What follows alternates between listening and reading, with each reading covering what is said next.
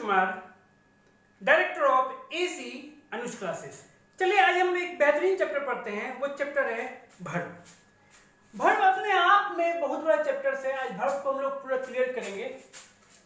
Verb अगर हम लोग बोले, अगर कुछ एग्जांपल लेते हैं, जैसे हम लोग अगर बोलते हैं ही इज अ स्टूडेंट, जिसमें वर्ब है, ये इज वर्ब है। ही इज अ स्टूडेंट बोलने का मतलब हम जब बोल रहे हैं तो वो स्टूडेंट है, तभी तो हम लोग ही इज अ स्टूडेंट बोले। तो यहाँ पे इज क्या हो गया, वर्ब हो गया। इस वर्ब को बोलते हैं बीइंग। दूसरा एग्जांपल लेते हैं, he is reading a book. यहां पर वर्ब है आपका, मेन वर्ब आपका ये है रीडिंग, इसको बोलते हैं डूइंग। यानी ऐसा वर्ड जो बीइंग और डूइंग बताए। A word which shows being or doing called verb। यानी ऐसा वर्ब जिसमें being और doing बताए वो वर्ब है। वर्ब को क्या आप टच कर सकते हो? वर्ब को आप क्या देख सकते हो? कभी नहीं देख सकते हो। अगर कोई बोलता है कि वह खाना खाता है, खाना को आप देख सकते हो, खाने को तो नहीं देख सकते हो, एक्शन को तो नहीं देख सकते हो। यानी जितने भी वर्ड जो भी एक्शन है जिसको आप फील कर सकते हो पर उसको आप देख नहीं सकते, टच नहीं कर सकते, वो वर्ब है। हिंदी में अगर हम लोग देखें, इंग्लिश के सेंस में अगर देखें, तो वो वर्ड जिसके लास्ट में ना आए तो उसको हम लोग वर्ब के सेंस में लाते हैं। तो जैसे आपको बोल सकते हो खाना, पढ़ना, खेलना, कूदना, जो भी है, पर कुछ ऐसे वर्ड भी होते हैं जिसके लास्ट में ना तो आता है पर वो वर्ब नहीं कहलाता। जैसे कैटरीना, ना इसमें आया पर इसको आप टच कर सकते हो अगर वो चाहेगी तो। करीना, सेम सेंस आ रहा है। तो कुछ वर्ड ऐसे होते हैं जिसमें ना आने के बाद भी वो वर्ब नहीं है, पर मोस्टली वर्ड हिंदी के जितने वर्ड होते हैं इसमें ना आएगा तो वो वर्ब कहलाएगा। चलिए वर्ब को हम लोग डिस्टिंग्विश करते हैं। पूरे वर्ब जो होता है दो कैटेगरी में होता है। एक होता है मेन वर्ब, दूसरा होता है ऑक्सिलरी वर्ब। पहला हुआ मेन वर्ब, दूसरा क्या हो गया, ऑक्सिलरी वर्ब। चलिए ऑक्सिलरी वर्ब को हम लोग डिफाइन करते हैं। पूरे ऑक्सिलरी वर्ब होते हैं 24। इसको हम लोग 24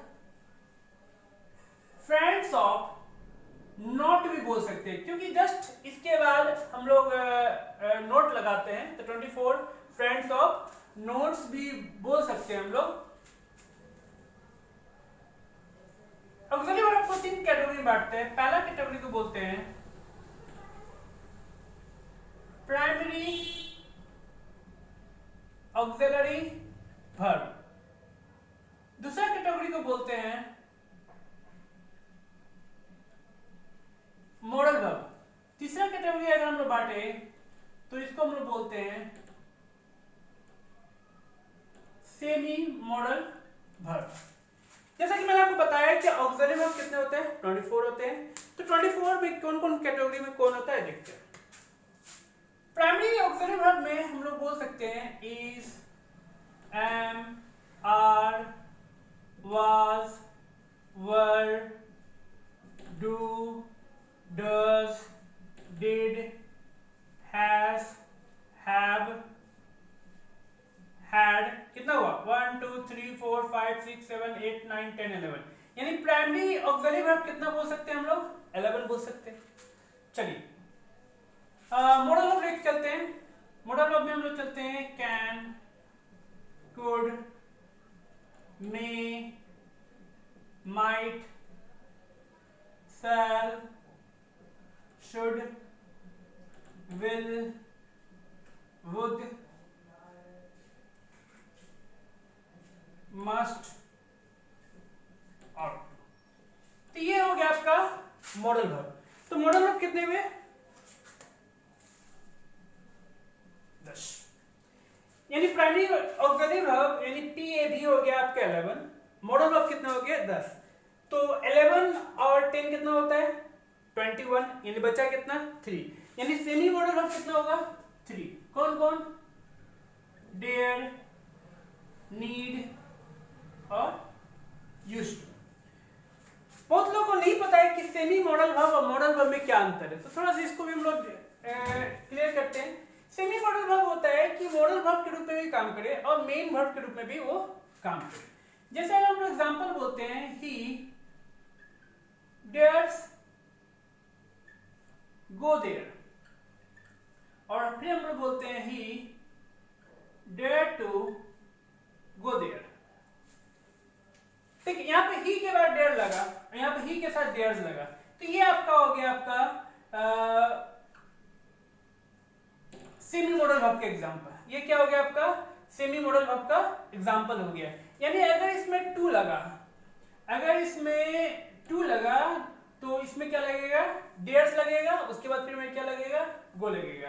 यानी मेन वर्ब ये हो गया, ये सेकेंडरी वर्ब हो गया, और यहाँ पर ही डेयर गो देयर। जैसे हम लोग अगर मॉडल वर्ब को लेकर चलते हैं तो हम लोग बोलते हैं ना, ही कैन गो देयर, तो देखिए यहाँ के में किसी तरह का चेंजिंग नहीं हुआ, तो यहाँ पर डेयर में भी किसी तरह का चेंजिंग नहीं आया, तो ये क्या हो गया, ये डेयर हो गया आपका मॉडल वर्ब। और जब ही डेयर्स अगर होता है तो वो क्या हो जाता है, मेन वर्ब। तो ये सेमी मॉडल वर्ब का ये एग्जांपल हो सकता है। चलिए अब हम लोग थोड़ा डिफाइन करते हैं मेन वर्ब को। मेन वर्ब का कैटेगरी को 3 कैटेगरी में बांटा गया है। पहला जो कैटेगरी है उसमें आता है ट्रांजिटिव वर्ब, और इसी में दूसरा नंबर में आता है इनट्रांजिटिव वर्ब। यानी आप बोल सकते हो, बचपन में हम लोग पढ़े हैं सकर्मक क्रिया और अकर्मक क्रिया। ट्रांजिटिव वर्ब और इनट्रांजिटिव वर्ब को आप आराम से डिफाइन कर सकते हो। अगर हम लोग बोल सकते हैं ही राइट्स, तो इसमें क्लियर नहीं किया गया है कि क्या लिखा गया है, तो ये हो गया आपका इनट्रांजिटिव वर्ब। अगर इसमें बोलते हैं ही राइट्स अ लेटर, तो सेम यहाँ पर राइट्स क्या हो जाएगा, ट्रांजिटिव वर्ब। यानी जिसमें ऑब्जेक्ट नहीं है वो इनट्रांजिटिव वर्ब, और जिसमें ऑब्जेक्ट है उसको क्या बोलते हैं हम लोग, ट्रांजिटिव वर्ब। चलिए इसका दूसरा कैटेगरी लेके चलते हैं,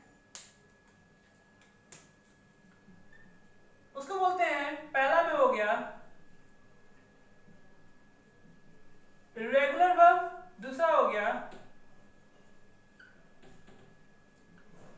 इरेगुलर वर्ब।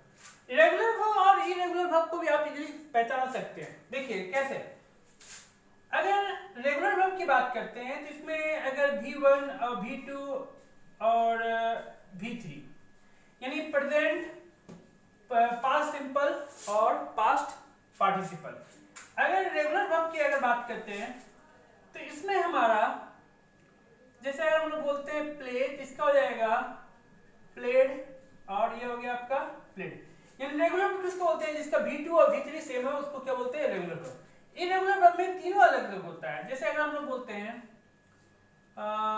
ईट, फिर हो जाएगा आपका एट, और तीसरा हो जाएगा ईटन। यानी आप बोल सकते हो रेगुलर वर्ब किसको बोलते हैं, जिसमें पास्ट सिंपल और पास्ट पार्टिसिपल सेम हो, और इरेगुलर वर्ब में क्या बोलते हैं, जिसमें तीनों अलग अलग हो, यानी पास्ट सिंपल और पास्ट पार्टिसिपल अलग अलग हो, उसको क्या बोलते हैं, इरेगुलर वर्ब। तीसरा देखते हैं, तीसरा जो वर्ब होता है बहुत ही अलग होता है। इसमें बोलते हैं हम लोग फिनाइट वर्ब और non finite verb. Finite verb और नॉन फिनाइट वर्ब। सबसे पहले हम लोग देखते हैं फिनाइट वर्ब क्या होता है। फिनाइट वर्ब को समझने के लिए बहुत ही तरीका है, आप इसको आराम से समझ सकते हो। फिनाइट वर्ब ऐसा होता है, जैसे अगर हम लोग बोलते हैं ही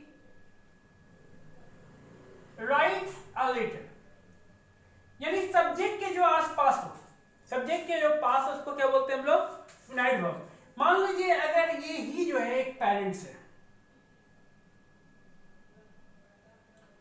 ये इसके बच्चे हैं,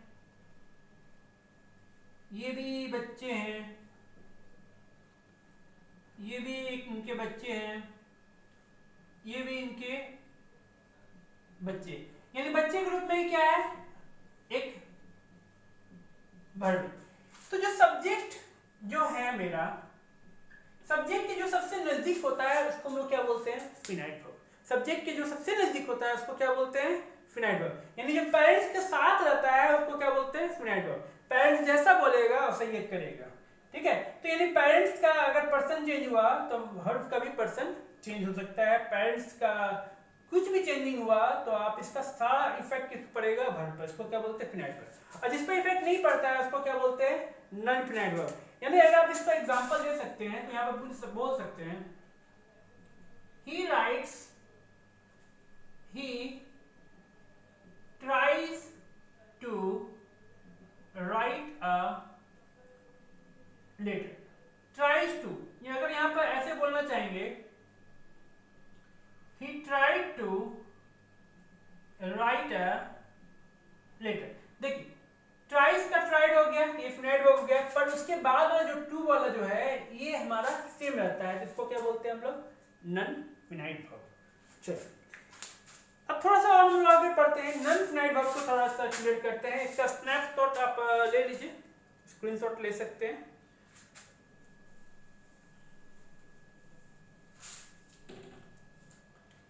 नॉन फिनाइट वर्ब भी तीन तरह का होता है।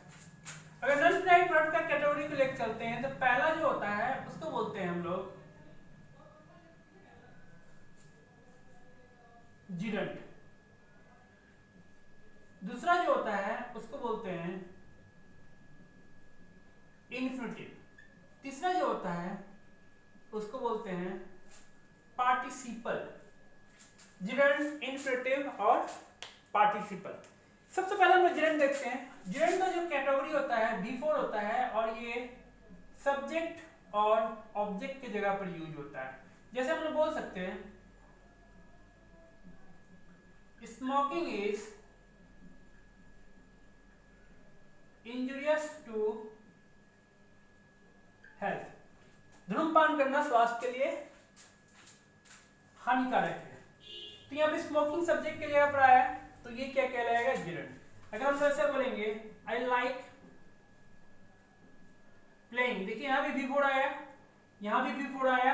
जब जिरंट उसी को बोलते हैं जब सब्जेक्ट के जगह पर बिफोर आता है तो उसको क्या बोलते हैं हम लोग, जिरंट बोलते हैं। उसके बाद हम लोग इंफिनिटिव की बात करते हैं। इसको आप देख लीजिए। इंफिनिटिव में टू लगता है। जैसे अगर हम लोग बोलते हैं to smoke is injurious to health, या आप ऐसे बोल सकते हो I like to play. To के बाद अगर वर्ब आता है तो वो हमेशा इंफिनिटिव का मोड में रहता है और हमेशा V1 के सेंस में आता है। चलिए लंबा चैप्टर है, थोड़ा सा हम लोग पार्टिसिपल्स के बारे में जानते हैं। पार्टिसिपल्स भी तीन होते हैं। एक होते हैं प्रेजेंट पार्टिसिपल, दूसरा जो होता है उसको बोलते हैं परफेक्ट पार्टिसिपल, और जो तीसरा होता है उसको बोलते हैं पास्ट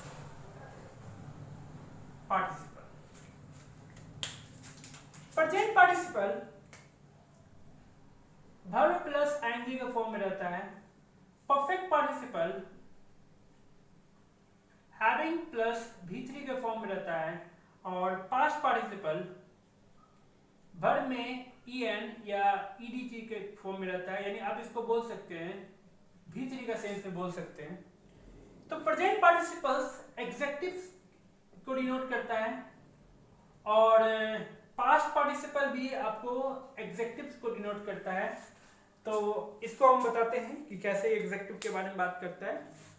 चलिए जरा मिटाते हैं।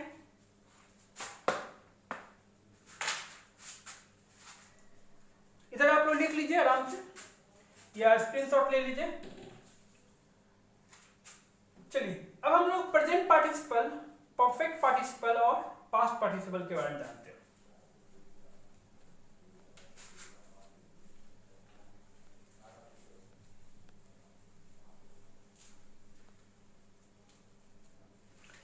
सबसे पहले हम लोग प्रेजेंट पार्टिसिपल पार्टिसिपल के बारे में देखते हैं। प्रेजेंट पार्टिसिपल किस सेंस में आ सकता है?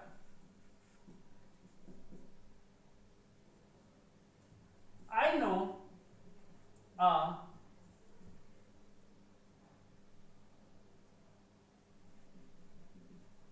Smoking boy. I know a smoking boy. देखिए अब बॉय के पहले आईडी फॉर्म में आया, तो नाउन और प्रोनाउन के पहले जो भी वर्ड आता है वो एग्जेक्टिव के सेंस में आता है, पर यहाँ आईएनजी लगा हुआ है जिसको आप प्रेजेंट पार्टिसिपल भी बोल सकते हैं। दूसरा एग्जांपल लेते हैं परफेक्ट पार्टिसिपल। परफेक्ट पार्टिसिपल्स वहां लगता है जहां पर कोई एक काम कंप्लीट हो जाता है तो दूसरा काम जब करते हैं तो वहां पर क्या बोलते हैं? Perfect participle. जैसे हम लोग यहां पर यूज कर सकते हैं having completed this work I met you। यह काम करके मैं आपको कॉल करता हूं, यानी एक काम कंप्लीट होगा तो दूसरा काम जब होगा तो वहां पर क्या लगा सकते हैं आप? Perfect participle. तीसरा देखते हैं पास्ट पार्टिसिपल। जैसा कि मैंने आपको बताया कि वर्ब में en और ed लगता है, इसको पास्ट पार्टिसिपल हम बोल सकते हैं।